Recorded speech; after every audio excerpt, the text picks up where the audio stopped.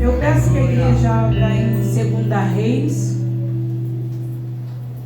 capítulo 18, versículo 5. É uma palavra conhecida, mas Deus trouxe algo no meu coração que eu nunca tinha me atentado para ela e gostaria de compartilhar com a igreja. Diz assim: no Senhor Deus de Israel confiou de maneira que depois dele não houve semelhante entre todos os reis de Judá, nem entre os que foram antes dele. No 13. Porém, no ano 14º rei Ezequias subiu Senaqueribe, rei da Síria, contra todas as cidades fortes de Judá e as tomou. Então Ezequias, rei de Judá, enviou ao rei da Síria a Laques, dizendo: pequei, retira-te de mim, tudo o que me impuseres levarei. Então o rei da Síria impôs a Senaqueribe, rei de Judá, 300 talentos de prata e 30 de ouro. Assim deu Ezequias toda a prata que se achou à casa do Senhor e nos tesouros da casa do rei. Naquele tempo cortou Ezequias o ouro das portas do templo do Senhor e das ombreiras de Ezequias, rei de Judá, que cobria, e a deu ao rei da Síria. Pode sentar em nome de Jesus. Aleluia. Aleluia. Então, quando eu comecei a meditar, quando a minha pastora falou para mim: Viviane, você vai trazer a palavra na segunda-feira, eu disse: Senhor, nunca mais dormi, gente. Toda noite, 3 horas da manhã, estava Viviane em oração. Eu li essa palavra 15 dias, só Deus. Mas Deus falou forte ao meu coração. Eu espero que fale ao coração de vocês. Aleluia. Quando eu comecei a ler essa palavra que Deus trouxe a mim, eu já ouvi ela muitas vezes, muitas pregações, mas eu nunca tinha me atentado que no versículo 15 ele tira toda a prata da casa do Senhor e da casa do rei. Só que no versículo 5 eu começo a entender que Ezequias, ele era um rei temente a Deus. Ele destruiu todos os ídolos, ele fez um reinado temente ao Senhor, né? Tanto que igual a ele não houve nem antes nem depois dele, diz a palavra. Mas, no entanto, quando Senaqueribe chega diante dele com uma ameaça, a primeira coisa que ele fez foi entrar na casa, mandar o mensageiro: pequei, retira-te de mim.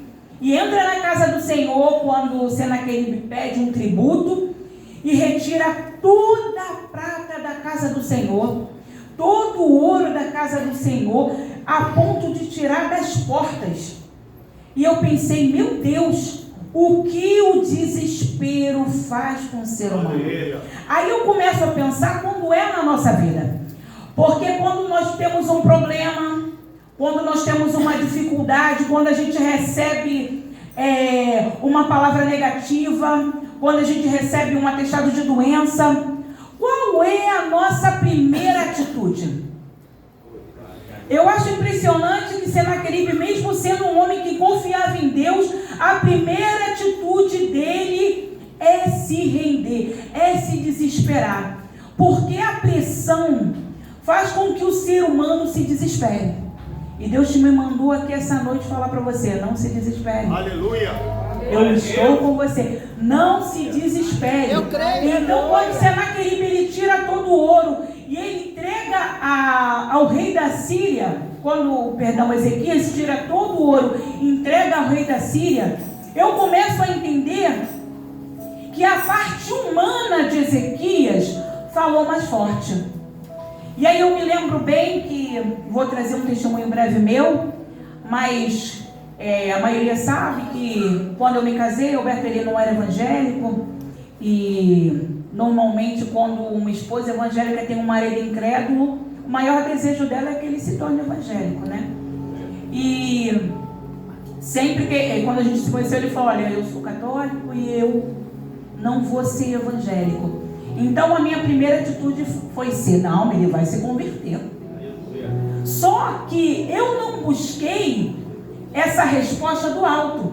Eu comecei todo dia, não, você vai para a igreja, você vai para a igreja, você, sabe? Só que quem convence é o Espírito Santo. É verdade. Então todos os dias eu falava ali, todo dia, não, vamos para a igreja comigo, vamos para a igreja comigo, vamos para a igreja comigo. Naquele desespero. E não tinha resultado. Porque não há, porque o braço humano não é capaz de resolver os problemas. O nosso braço humano não tem condição de lutar lutas espirituais. Mas muitas das vezes, quando a gente está diante de uma situação, diante de um problema, seja de saúde, seja financeiro, a primeira coisa que nos vem à frente é: vou lutar. Mas a maioria das vezes não é com Deus, é com o nosso próprio braço. E aí eu meditando nessa palavra, me veio Sara, porque quando ela recebe do Senhor, a promessa que ela ia ser mãe, que ela ia gerar. E o tempo vai passando, eu imagino, quando você recebe uma promessa de Deus, você pensa, não vai demorar o tempo de Deus, mas é logo. E aí passa um ano, passa 2, passa 3, passa 5, passa 10, e Sara não gerava. Passa 15, Sara não gera. Aí o que acontece? A pressão do tempo. Porque quando a gente está debaixo da promessa e o tempo vai passando, a primeira coisa que o ser humano tem é se desesperar. É não confiar e começar a agir com o seu braço forte. E não foi diferente com Ezequias. Quando chega o problema na porta dele e o rei da Síria o ameaça e forma o cerco e toma a cidade, a primeira coisa que ele faz é: pequei, pede-me o que você quer que eu te darei. E é claro que o rei da Síria pediu o tributo e ele prontamente deu em desespero, mas não foi suficiente, porque logo em seguida o tributo aumentou e ele tentou tomar a cidade. E aí logo no versículo 30, eu vou ler para vocês por aqui na minha anotaçãozinha, mas colocou? Glória a Deus. Vamos lá. E no versículo 30 diz assim: não, nem tampouco vos faça Ezequias confiar no Senhor, dizendo: certamente nos livrará do Senhor e a cidade não será entregue nas mãos do rei da Síria. Quando Senaqueribe faz essa pressão, eu começo a entender que o inferno começa a nos pressionar. Os filhos começam a piorar. Às vezes o casamento começa a ficar esquisito. Às vezes a gente começa a ouvir: vai ter corte de pessoal no serviço. É a pressão do inferno contra as nossas vidas. Para quê? Para fazer com que nós deixemos de confiar no Senhor. Para fazer com que nós viemos agir com as nossas próprias mãos. E muitas das vezes a gente faz. Muitas vezes a gente começa a tentar os contatos. E aí, tu tá sabendo que vai ser mandado embora? E quem que tá na lista? E aí como é que vai ser? Tem como eu falar com fulano lá ao meu respeito? Só que a minha e a sua vida não está na mão do homem. A minha e a sua vida está nas mãos do Senhor. E aí eu pulo para o versículo 19, no capítulo 1, que fala assim, eu vou ser breve, povo de Deus.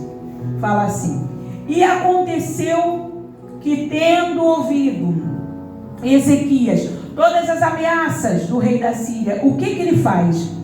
Rasgou os seus vestidos e se cobriu de saco e entrou na casa do Senhor.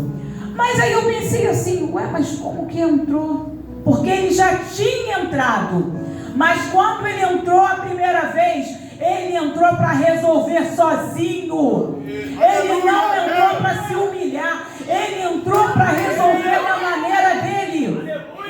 E não teve resultado. Mas a segunda vez que ele entra para se humilhar diante do Senhor. Ele entra para se colocar na mão do Senhor. E o que eu acho engraçado, que eu fiz uma colinha aqui, e humilhar-se, desacreditar-se, rebaixar-se, ato voluntário de reconhecer a grandeza de Deus e a nossa dependência dele. Então, quando você entra nessas portas pela casa do Senhor, mas para se humilhar, para reconhecer que você precisa dele, que a tua casa necessita dele, ele de pronto, ele vem diante da tua vida. Porque na vida de Ezequias foi assim. Eu pulo para o versículo 19 e 20, que é a resposta de Deus para quem se humilha. Eu anotei assim, e diz assim: aleluia, aleluia. Glória a Deus. Então Isaías, filho de Amós, mandou dizer a Ezequias: assim diz o Senhor Deus de Israel: o que me pediste acerca de Senaqueribe, rei da Síria, eu o ouvi.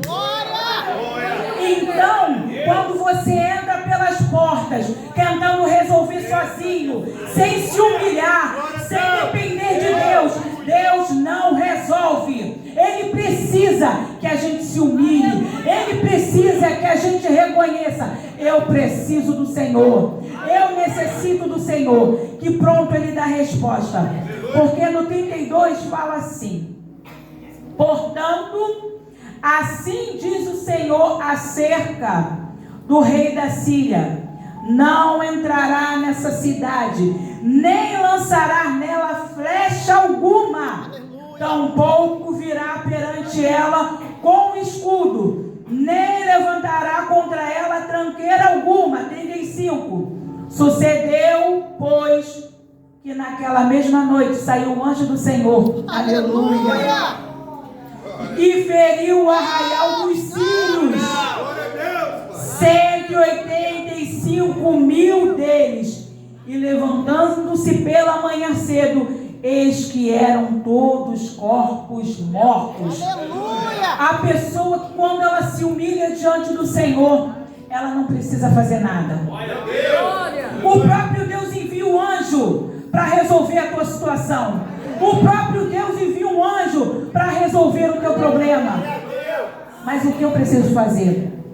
Me humilhar.